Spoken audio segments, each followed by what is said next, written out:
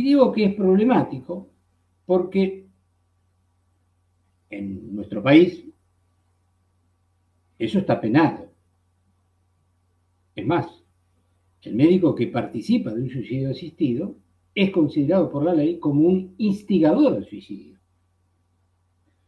Pero esto no sucede en otros países, como es el caso de Suiza,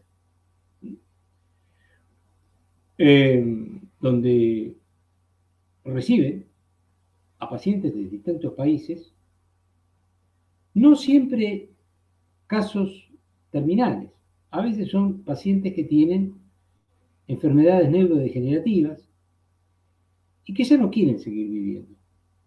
Entonces, hay un comité médico que estudia la historia y si considera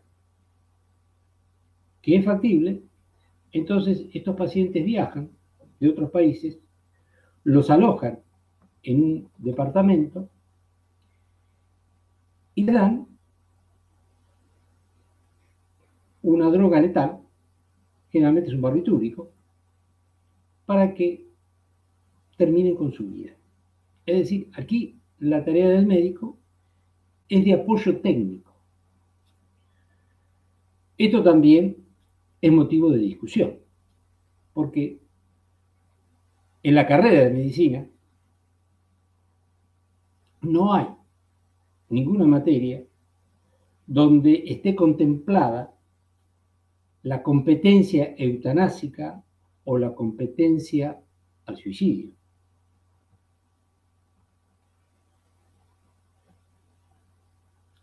Vamos a salir de este tema porque es un tema inabarcable, como ustedes se dan cuenta. Un punto que es importante es la relación entre el médico, el paciente y la familia. Todos sabemos que la relación tradicional entre el médico y el enfermo es paternalista.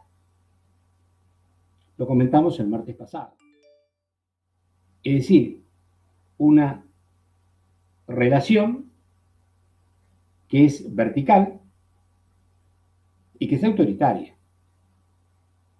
El juramento hipocrático es autoritario. Pero con la bioética aparece otro tipo de relación médico-paciente, que se va a basar en el último principio que es aceptado, que es el principio de autonomía.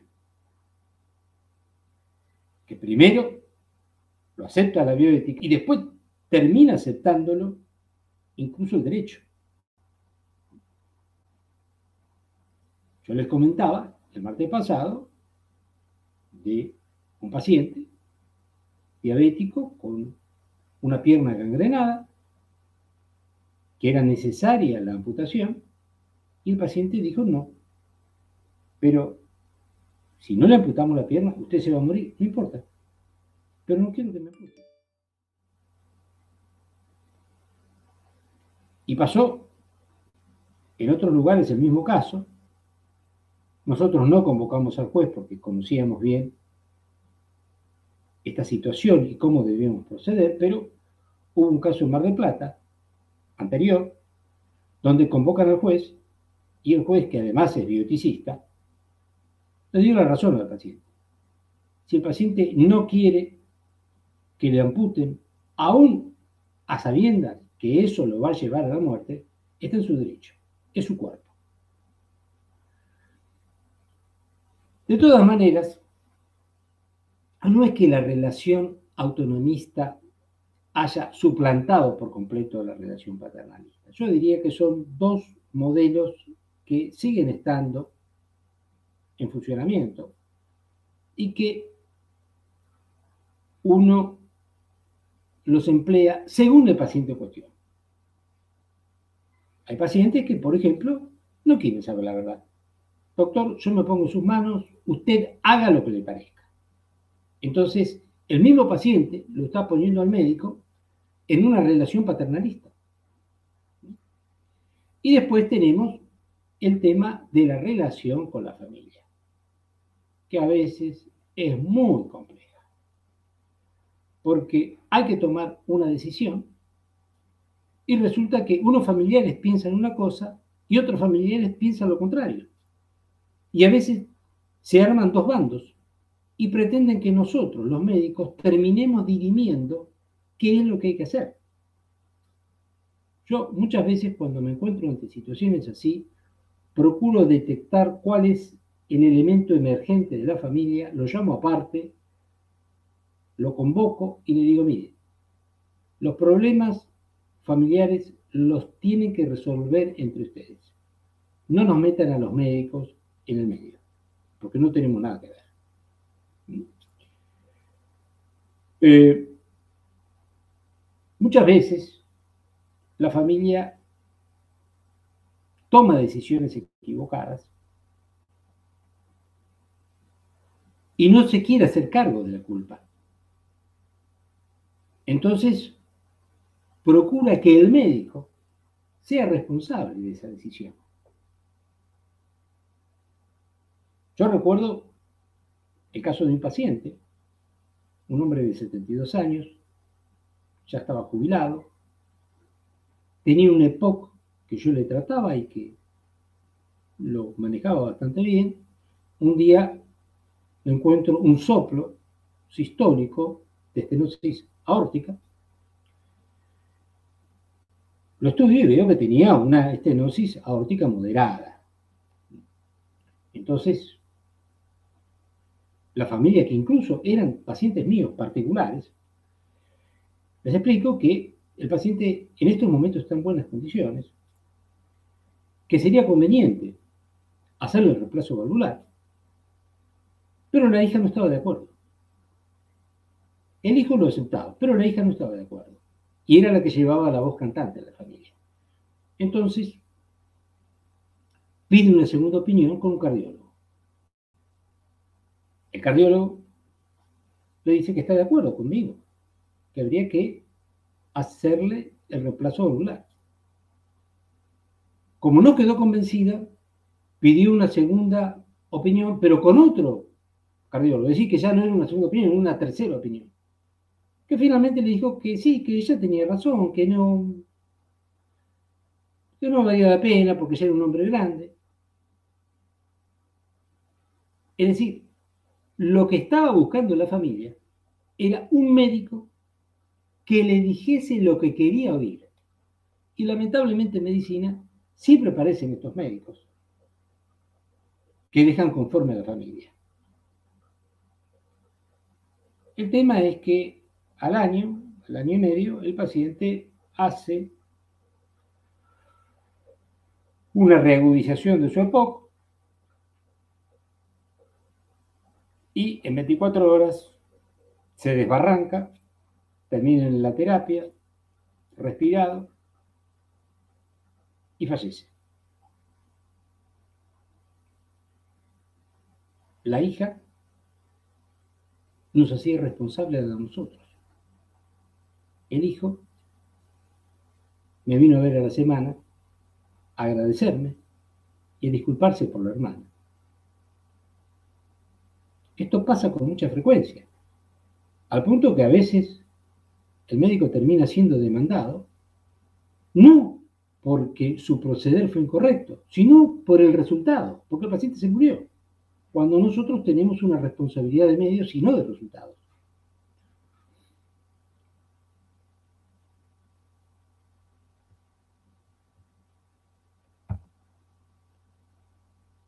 Otro tema está ligado con las malas noticias. Esto es bastante duro para el médico, porque ¿cómo uno le dice a un paciente que no tiene esperanzas, que se va a morir muy pronto, que la medicina lo que puede hacer es muy poco por él? Muchos prefieren no decírselo. La bioética tiene una posición clara. El paciente merece respeto. Y una forma de respeto es decirle la verdad. Por supuesto, hay que tener tino Y el método que yo siempre aconsejo es el siguiente. El médico tiene que autopreguntarse tres cosas. Primero, ¿qué es lo que sabe el paciente de su enfermedad? Segundo, ¿qué pretende saber de su enfermedad? Y tercero, ¿qué está en condiciones de saber? Si uno no atiende estas preguntas, puede cometer una grave imprudencia. No es la primera vez que el médico, con torpeza, quiere ser franco con el paciente y el paciente sale del consultorio y se arroja debajo de un auto. Ha pasado esto.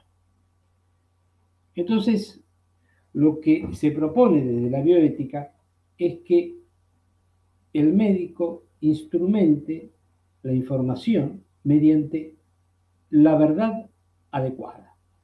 ¿Qué significa verdad adecuada? La verdad acorde con ese paciente en cuestión. Porque el médico lo viene tratando y ya se ha dado cuenta de la psicología del paciente. A veces tenemos que decirle parte de la verdad, a veces omitirle el pronóstico y en alguna ocasión terminamos en la mentira piadosa. En la época que yo me formé, todos mis maestros, ante estas situaciones, apelaban a la mentira piadosa. Consideraban que era inhumano decirle la verdad. Hoy día ese concepto no existe y la mentira piadosa se ha convertido en una excepción a la regla. ¿Cuándo? Cuando la verdad puede producirle al paciente un daño mucho mayor. Entonces, si la situación concreta le produce una,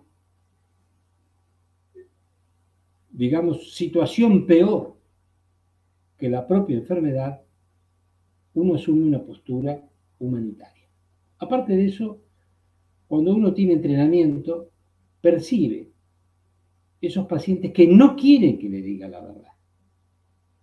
Porque así como el paciente tiene derecho a saber la verdad, tiene derecho también a que no se la digan. Yo en esas situaciones siempre llamo a algún familiar y procuro compartir la responsabilidad con el familiar.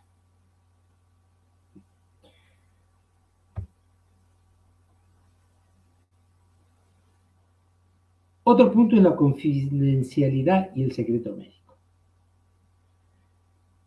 Es decir, el médico tiene que ser confiable para el paciente.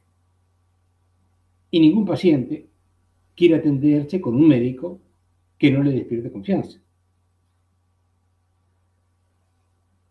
En lo que hace al secreto médico, no solamente es un instrumento de la ética, sino que es un instrumento de la ley. Yo no puedo violar el secreto médico ni siquiera cuando el paciente murió.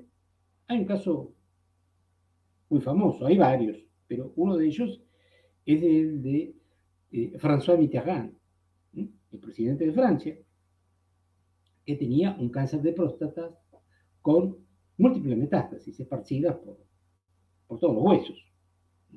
Pero él, en ese momento, era presidente de Francia. Y ustedes saben que la salud de un mandatario ya es una cuestión de Estado. Él le pidió a su médico personal que mantuviera en secreto el diagnóstico. Luego que Mitterrand dejó la presidencia y falleció, al día siguiente del fallecimiento, el médico personal ya tenía en la imprenta el libro que había escrito sobre los últimos años de François Mitterrand. Inmediatamente la familia recurrió a la justicia y la justicia francesa le impidió publicar el libro. Pero rápidamente lo publicó en Londres.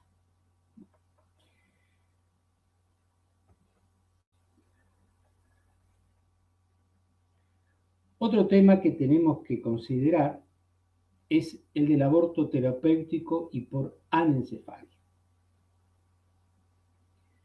Yo les dije el martes pasado que el aborto está legislado en la Argentina desde hace más de un siglo.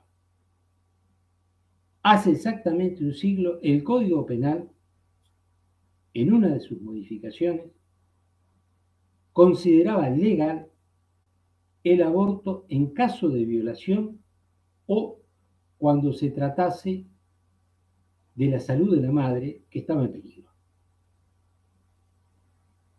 Es decir, que esta última ley de aborto lo que pretendía era una ampliación de derechos. Pero el aborto ya estaba legislado. Por supuesto que hay una serie de situaciones que todos ustedes conocen muy bien. Lamentablemente, cuando estos casos se judicializan, porque no deberían judicializarse, pero cuando se judicializan, aparecen en los medios. Y con los medios aparecen todas estas organizaciones que están en contra del aborto, que se manejan de manera dogmática, que no consideran las circunstancias. Y hay que tener cuidado porque el paciente, o mejor dicho, la mujer embarazada, que está judicializada, que el juez indica que se le debe practicar el aborto en un hospital público, muchas veces se pierde el secreto y entonces aparecen todas estas organizaciones de activistas. Otras veces el hospital, que no quiere hacerse cargo de esa situación, comienza con dilaciones. Es decir, vamos a hacerle una nueva ecografía, vamos a esperar tal cosa, es decir, tratan de que vayan pasando las semanas hasta que se llegue a un punto donde ya no se puede hacer el aborto. Esto pasa con mucha frecuencia. Pero también hay que decirlo, la judicialización de estos casos se da en mujeres pobres y de escasa cultura. Porque las que no son pobres ni tienen escasa cultura, no se judicializan y saben muy bien cómo llegar al aborto. Uruguay, que ha sido un país en materia de democracia, de derechos humanos, de avanzada en América Latina, en el año 1934 estableció la ley del aborto voluntario. Es decir, que cualquier mujer que quisiera hacerse un aborto debía concurrir al hospital. Pero ¿qué sucedía? Que en el hospital público ningún médico estaba dispuesto a realizar la práctica. Eran todos objetores de conciencia. Sorpresivamente, estos médicos, por la tarde, cuando ejercían en clínicas privadas, dejaban la objeción de conciencia. Por eso, al cabo de 4 años, al ver esta situación, decidieron levantar esa ley. Otro problema lo tenemos con el aborto por feto anencefálico. Es decir, Sabemos que si un feto es anencefálico, van a ser muertos. O si nace con vida, va a durar unas horas o un par de días. Entonces, ¿qué es lo que se pretende? Darle a la mujer la oportunidad de que pueda interrumpir el embarazo. Hay quienes sostienen, desde un punto de vista dogmático, que igual debe continuar los 9 meses con ese embarazo. Y no les importa el daño psicológico que le produce esa madre, que en el momento del parto va a verificar la muerte de su hijo.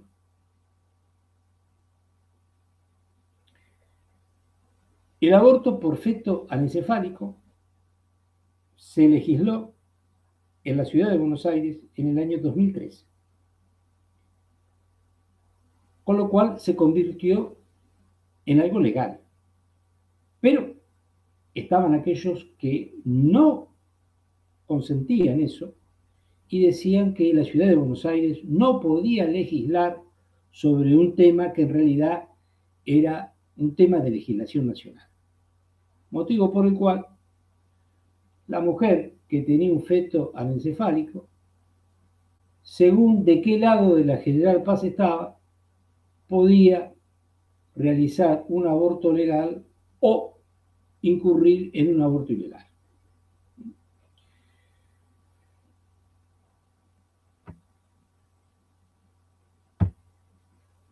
Bien, voy a apurarme un poco porque, como ustedes verán, son muchos temas y el tiempo es escaso.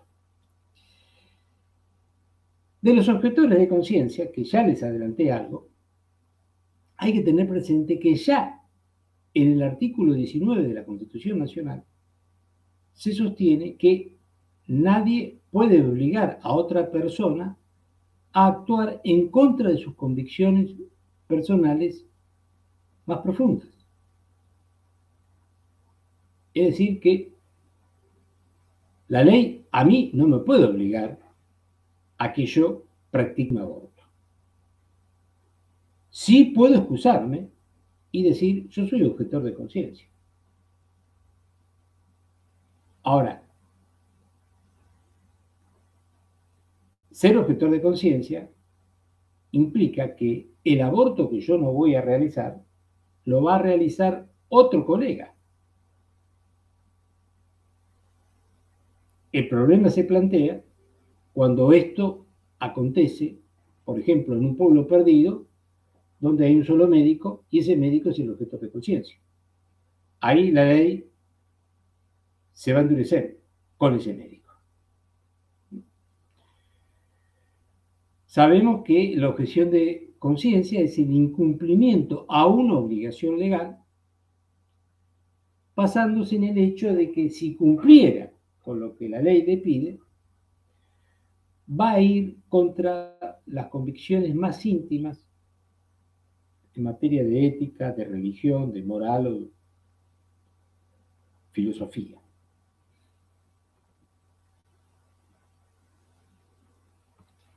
Otro punto es el paralelismo entre el método clínico y el método bioético. Quien sabe manejar el método clínico generalmente se maneja bien con el método bioético, pero necesita tener una capacitación filosófica. De lo contrario, se va a basar en la experiencia o se va a basar en el sentido común, pero no va a tener la argumentación que nos da la ética filosófica.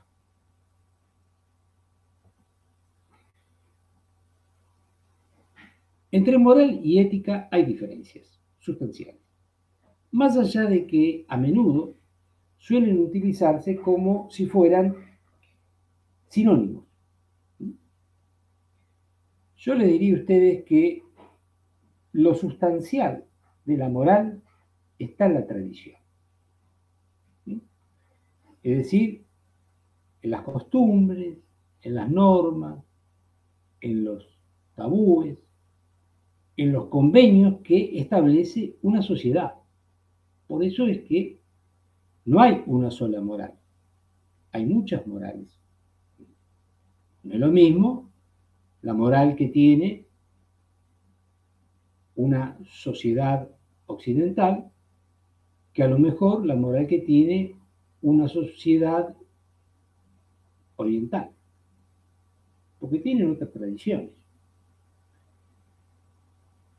La ética va más allá. La ética está relacionada con la fundamentación de los valores que van a guiar el comportamiento humano.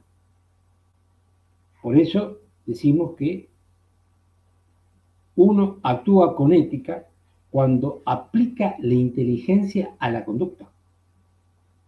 Una conducta ética es una conducta guiada por la inteligencia, no por la moral, no por la tradición. Por supuesto que cada grupo humano, cada civilización, cada época incluso, tiene una moral determinada.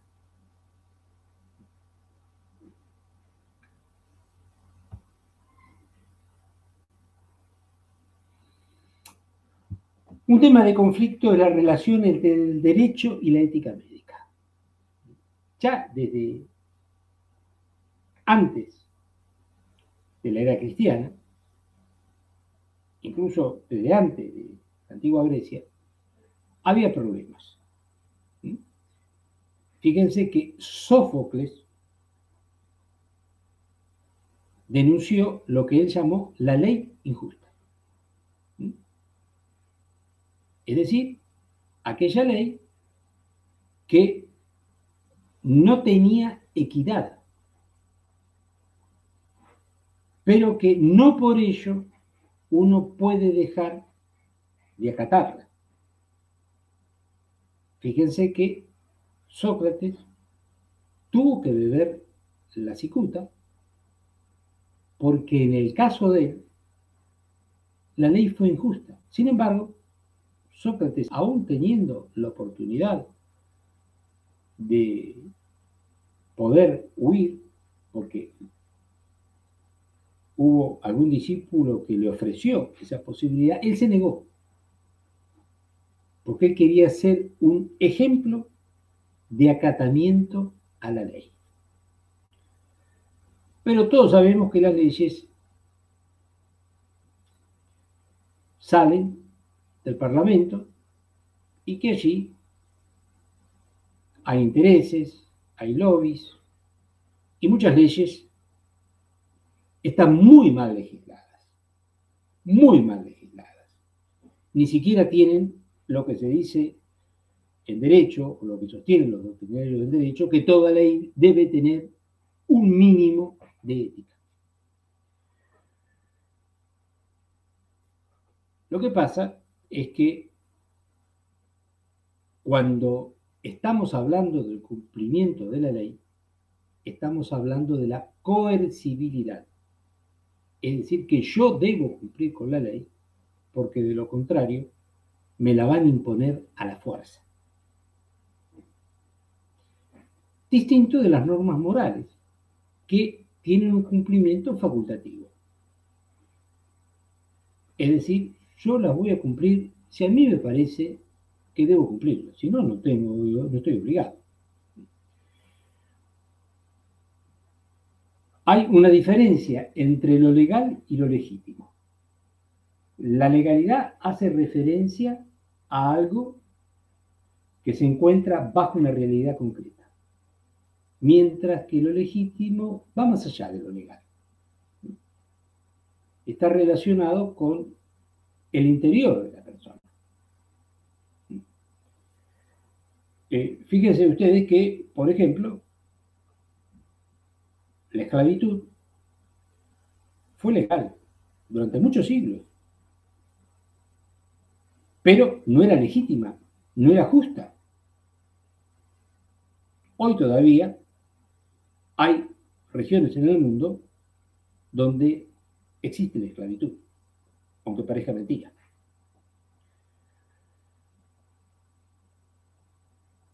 Cuando uno utiliza el adjetivo lícito, significa que es según a la justicia y a la razón. Por eso, para los bioeticistas, es mucho más importante la ética que la ley.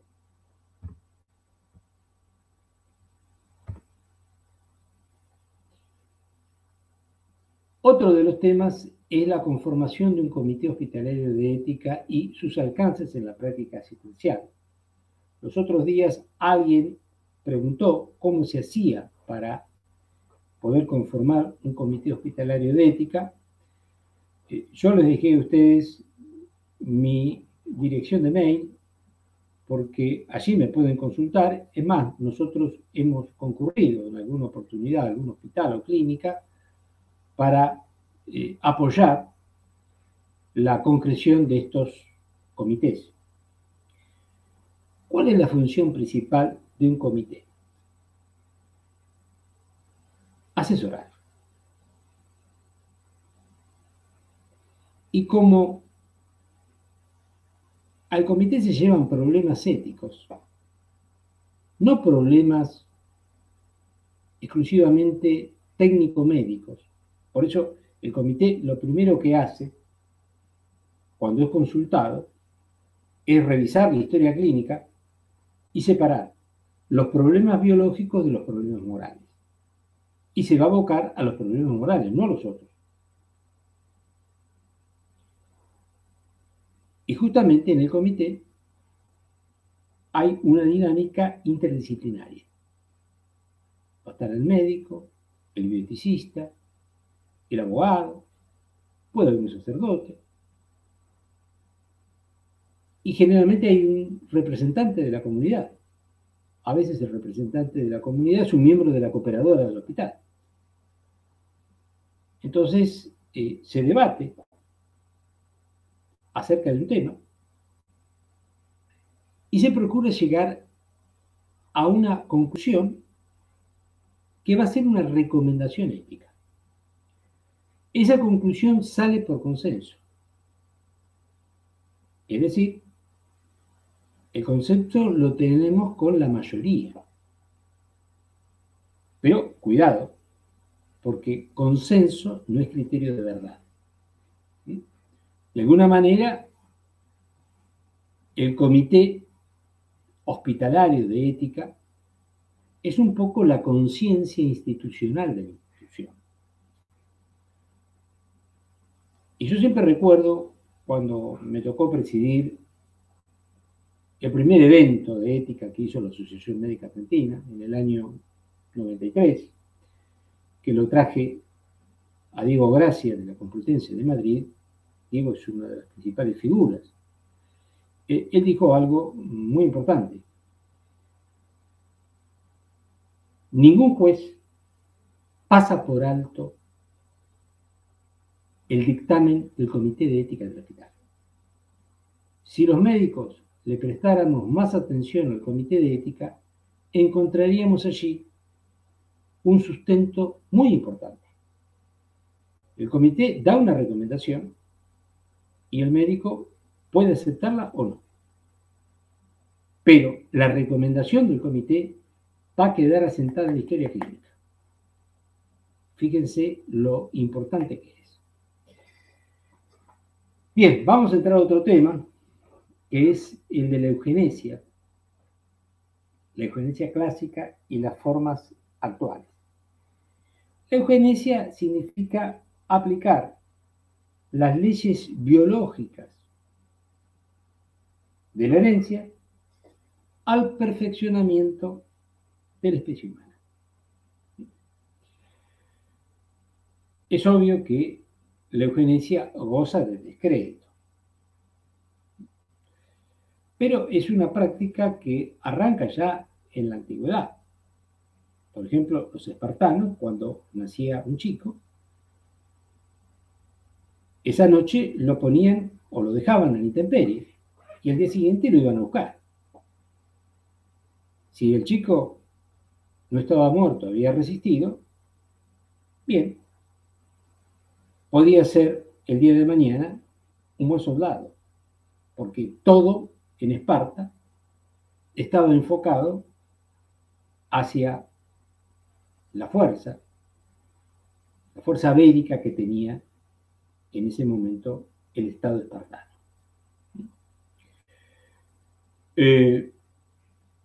Platón, como ustedes recordarán, el idealista dentro de la filosofía, consideraba que la reproducción humana debía ser controlada por el Estado. Pero tengamos presente que Platón vivía en una sociedad que era esclavista.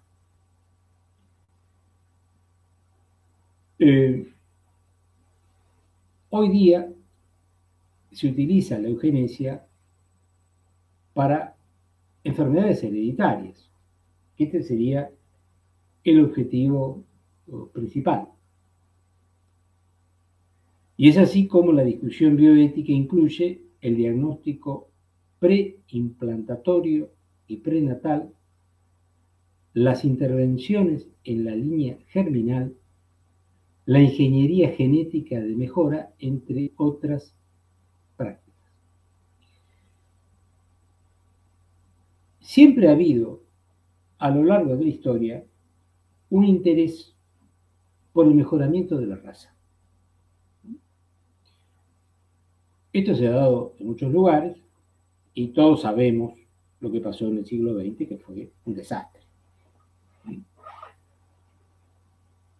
Fíjense ustedes que históricamente uno de los principales eugenistas fue Winston Churchill, quien en 1910, cuando él era ministro del Interior, propuso esterilizar a 100.000 degenerados mentales y enviar a otros miles a campos de concentración. Esta es una historia de Churchill que no se menciona y que la mayoría de la gente la ignora. De Churchill tenemos la visión del estadista que estuvo al frente de Inglaterra durante la Segunda Guerra Mundial. Pero hay otros aspectos de la personalidad de Churchill que son muy criticables. Por eso, lo que muchos no saben es que el inspirador ideológico de la higiene racial que llegó a practicar Adolf Hitler fue Churchill, con quien tenía una muy buena relación. Lo mismo pasó con Mussolini, que tenía una excelente relación. Esa relación se quiebra cuando se produce la Segunda Guerra Mundial.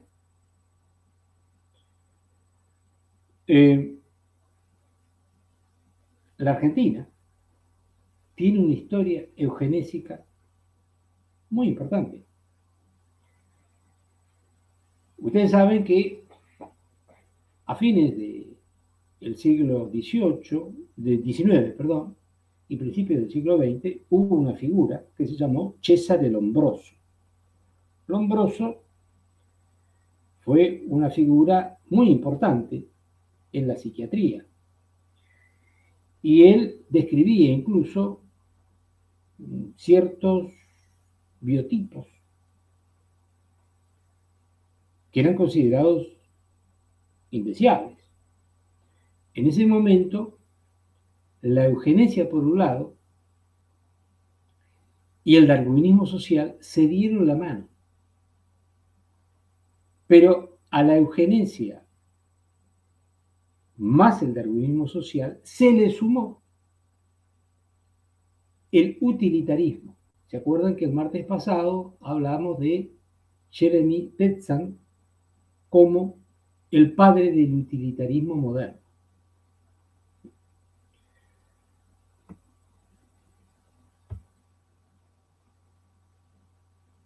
Quiero decirles, antes de terminar, que un dato histórico muy importante con respecto a la eugenesia es que en el año 1930, cuando se produce el derrocamiento de Irigoyen y asume el general Uriburu, él envía a Italia 2 médicos para que estudien los distintos sistemas eugenésicos que tenía Mussolini en funcionamiento en Italia.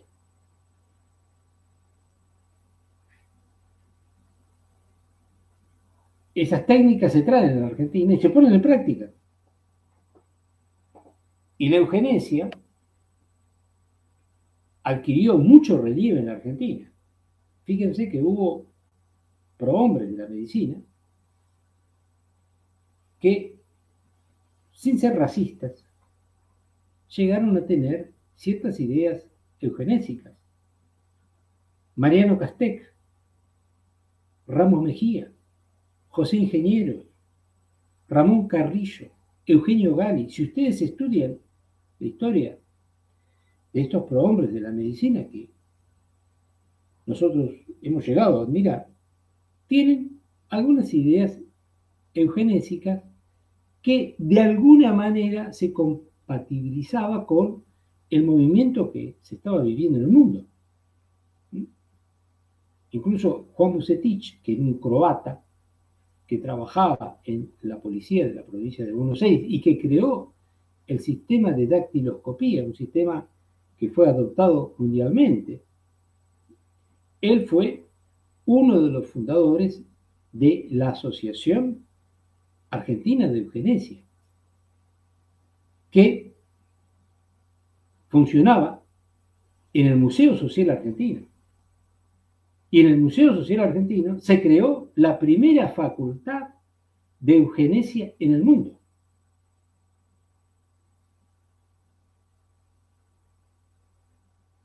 Y llegaron incluso a concebirse ideas disparatadas, que no se lo había mencionado ahora por razones de tiempo. Vamos a pasar a otro tema, que es la asignación de recursos. Todos sabemos que en la medicina las necesidades suelen crecer a mayor velocidad que los recursos. Ustedes saben que, y esto creo que lo hablamos el martes pasado, terminada la Segunda Guerra Mundial, quizá en materia de salud y de derechos sociales, el estado de bienestar, el welfare state, fue algo muy positivo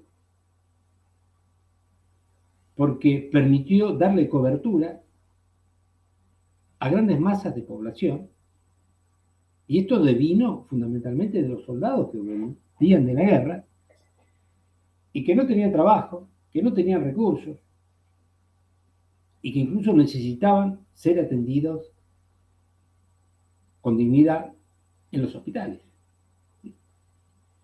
Hoy hay una serie de problemas que tienen que ver con la asignación de recursos. Pero si algo está claro es que los recursos en salud deben ser administrados de forma coherente y debe existir una razonabilidad en la asignación de recursos.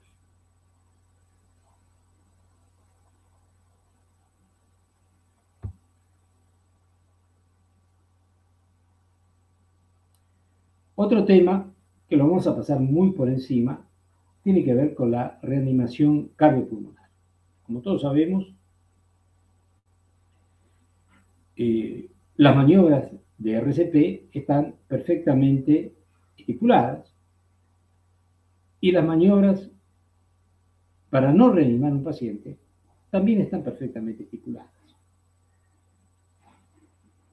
Cae un paciente a la guardia del hospital en paro cardiorrespiratorio, ningún médico se va a poner a pensar si debe reanimarlo o no. Lo reanima. Pero puede suceder que el familiar que está afuera, que lo trajo, les comente a otro médico que en realidad ya está desahuciado, tiene un cáncer terminal. Entonces, este médico entra y le dice al colega, para con la reanimación, no tiene sentido. Es decir, que muchas veces la orden de no reanimar es una orden humanitaria. Lo que pasa es que muchas veces nosotros nos encontramos con presiones familiares. En el imaginario colectivo está esa fantasía de que el médico tiene que hacer lo posible y lo imposible con tal de salvarle la vida al paciente. Y hay vidas que uno no las puede salvar. A veces la ética nos aconseja dejar que ese individuo pueda morir tranquilo.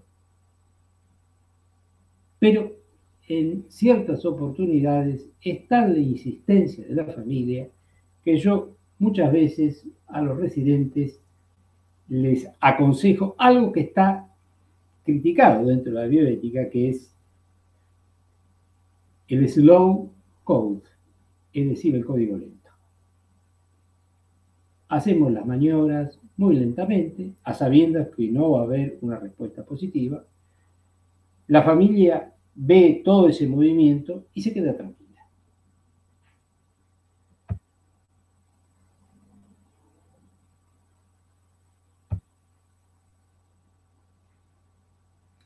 Otro tema son las decisiones anticipadas. Yo recuerdo hace 15 años, estando en Barcelona, que en ese momento, por ley, se creó un registro público de decisiones anticipadas. De manera tal que los pacientes podían dejar allí lo que se llama declaración de últimas voluntades. La traducción testamento vital es incorrecta, porque en realidad el individuo no está testando nada. Simplemente quiere dejar en un papel estipulado que, llegado a una situación límite,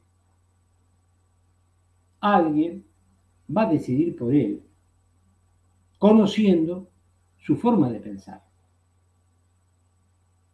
Yo siempre recuerdo cuando un profesor de Derecho Penal en una mesa redonda me dijo: mire doctor, yo ya estoy viejo y no quiero, si llego a una situación extrema, que un muchacho comience a saltar arriba mío pretendiendo resucitarme. Quiero que me deje morir tranquilo.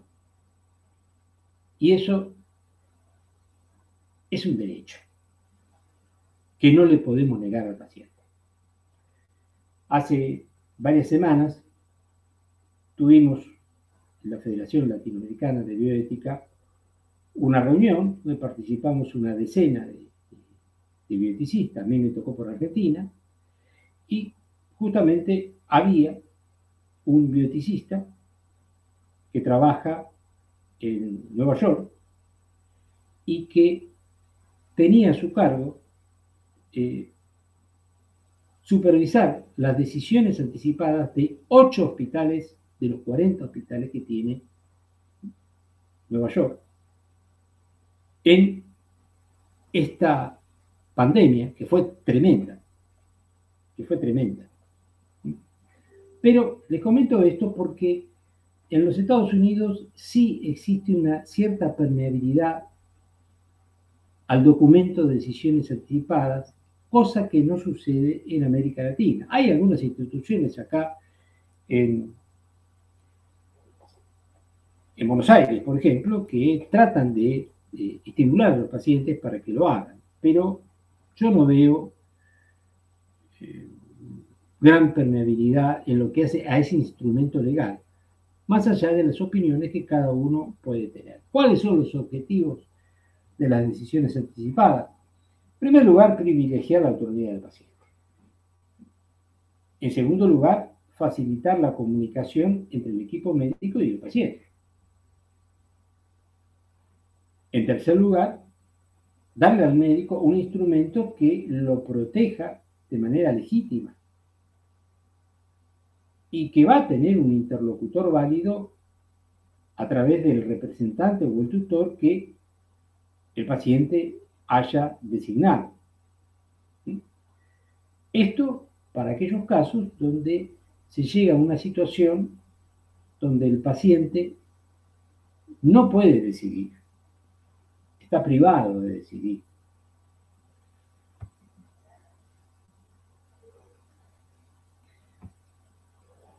Otro tema es la futilidad terapéutica. Es decir, cuando nosotros decimos que un tratamiento es fútil, es porque es un tratamiento que no va a dar resultado. Es decir, desde el punto de vista de las consecuencias, esas consecuencias son negativas. Y esto está muy ligado a la distanasia, es decir, al encarnizamiento terapéutico. Esta futilidad terapéutica va a atentar contra la autonomía y la dignidad de la persona.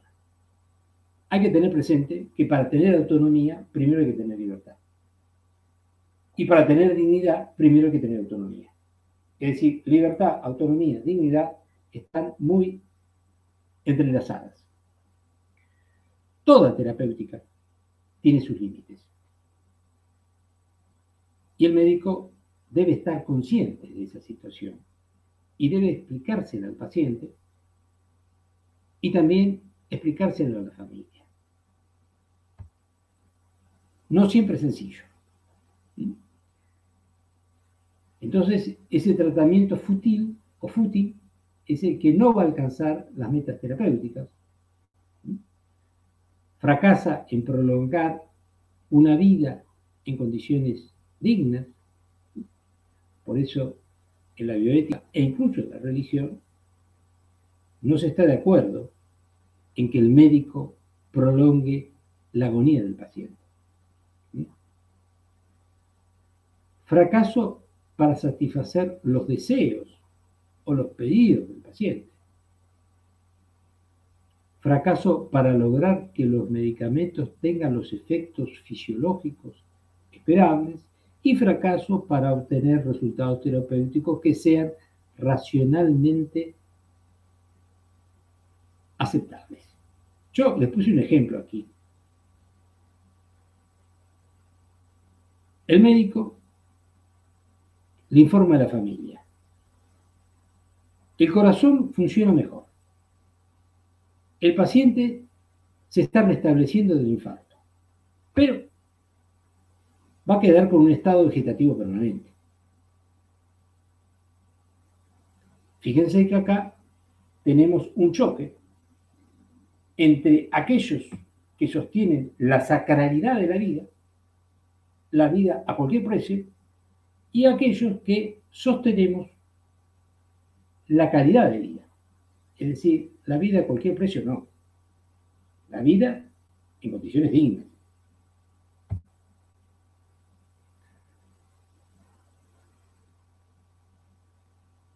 En lo que hace a los protocolos de investigación con seres humanos, hay una larga historia. Ya hemos hablado el martes pasado de lo que fue el Tribunal de Nuremberg, del famoso Código de Nuremberg que salió de ese tribunal. Hablamos también de aquellos trabajos de investigación que se habían hecho en los Estados Unidos, como ser con la sífilis. Habiendo una terapéutica eficaz, se les negó a los pacientes porque en realidad lo que se quería estudiar era la historia natural de la sífilis. Es decir, se tomó a esos pacientes como si fueran cobayos. Y esto fue tan importante que también avaló el nacimiento de la bioética. Ahora, muchas veces me ha tocado discutir con aquellos que no les gusta usar el término experimental.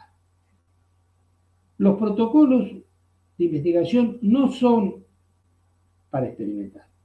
¿Cómo que no son para experimentar? Por supuesto que son para experimentar. Y entonces apelo al diccionario de la Real Academia de la Lengua, cuya primera acepción dice probar o examinar la virtud y propiedades de algo. ¿Acaso eso no se hace con los medicamentos? Hacer operaciones destinadas a descubrir, comprobar o demostrar determinados fenómenos o principios científicos. Claro que esa experimentación está muy bien reglada tiene como principio fundamental el principio de beneficencia y no se olvida del principio de autonomía. Porque el paciente tiene que saber muy bien a qué riesgos se expone.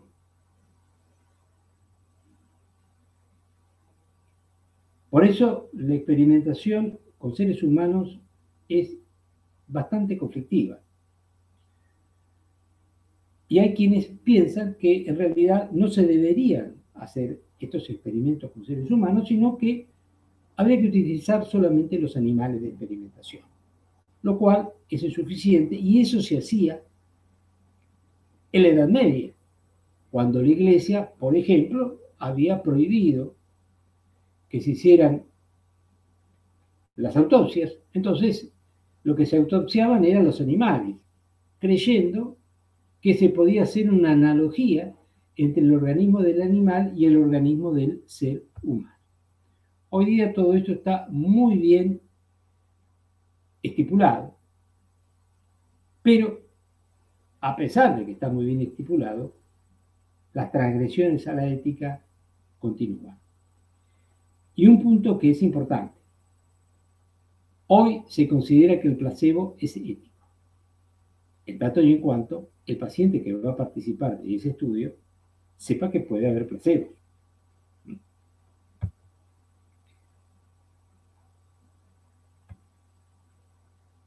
Bien, y como último tema, porque ya nos quedamos sin tiempo, tenemos algunas de las nuevas vulnerabilidades. ¿Qué significa esto? Que la bioética se tuvo que hacer cargo de todos esos problemas antiguos que la ética médica no pudo resolver, y tuvo que sumarle todos los problemas nuevos que aparecían con la tecnología. Pero también hay otros problemas que son interesantes. Por ejemplo, en materia de derechos de la mujer, un problema muy serio es la ablación del clítoris. Ustedes saben que forma parte de la moral de algunos pueblos. Es una tradición.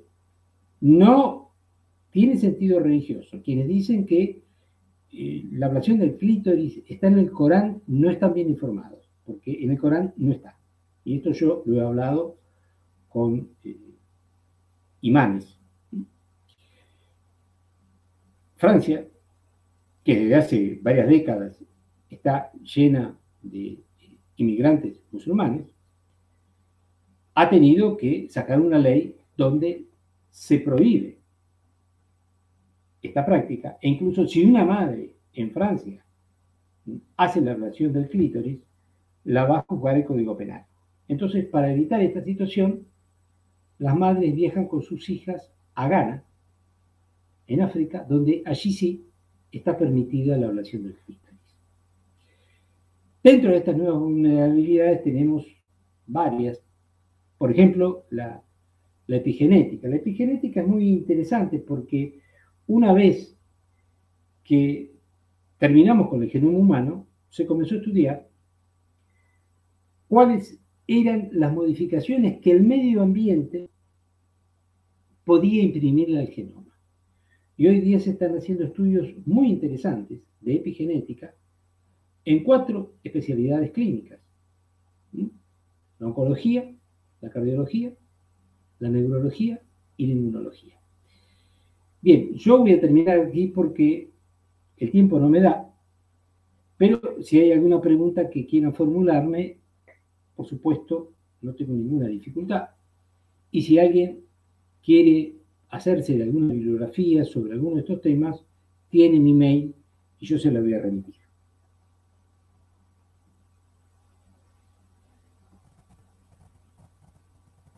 ¿Me escuchás, Roberto?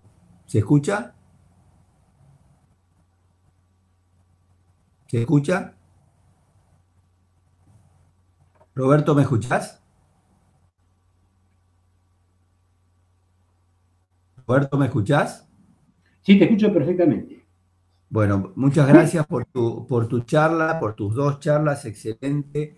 Has abarcado en un abanico los temas más destacados y más conflictivos de esta vieja y nueva concepto de bioética. Te agradecemos enormemente tu capacidad de síntesis y tu conocimiento. Acá para un poco estamos llegando al término de nuestras 2 horas que nos ponemos habitualmente de límite, y acá creo que es una doctora, sí, te pone una pregunta que está muy bien porque se ve que lo plantea desde el punto de vista de su experiencia. Dice: trabajo en una guardia y siempre tenemos a pacientes que son terminales murientes y no nos dejan subirlo a la sala de clínica médica y darles un tratamiento de confort. Los tenemos internados en guardia con la excusa de que están muy graves, con toda la incomodidad que esto conlleva para el paciente y la familia. Es muy difícil hacer entender esto incluso entre colegas. Es interesante lo que plantea la doctora, porque esto es una realidad, es una cosa que uno ve diariamente, ¿no es cierto, Roberto? Sí, sin duda no es ético tener un paciente terminal en una guardia. Sí, Claro, lo lógico sería tratar de encontrarle una habitación y que espere allí su momento rodeado de sus seres queridos. Pero a veces tenemos dificultades en lo que hace a la parte edilicia del hospital, en lo que hace a los medios. Entonces, muchas veces tenemos un conflicto entre lo que a nosotros nos gustaría hacer y lo que la institución nos permite hacer. claro. Pero estoy Es totalmente así, de acuerdo con la colega. sí, es así. Roberto, acá te piden, si sos tan amable, de recordarles tu correo para que te tengan como asesor y para que tengan la posibilidad de contactarte. ¿Cómo no? Es icim, arroba intramed.net. Perfecto. De todas maneras, a los doctores quédense tranquilos que cualquier pregunta al respecto pueden consultarlo con los secretarios que le van a dar, si no pueden tomar nota, el correo del doctor.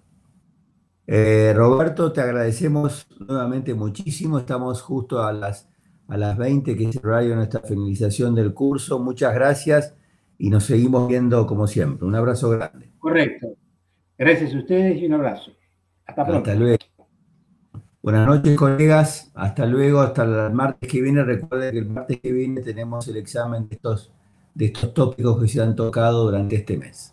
Un abrazo para todos.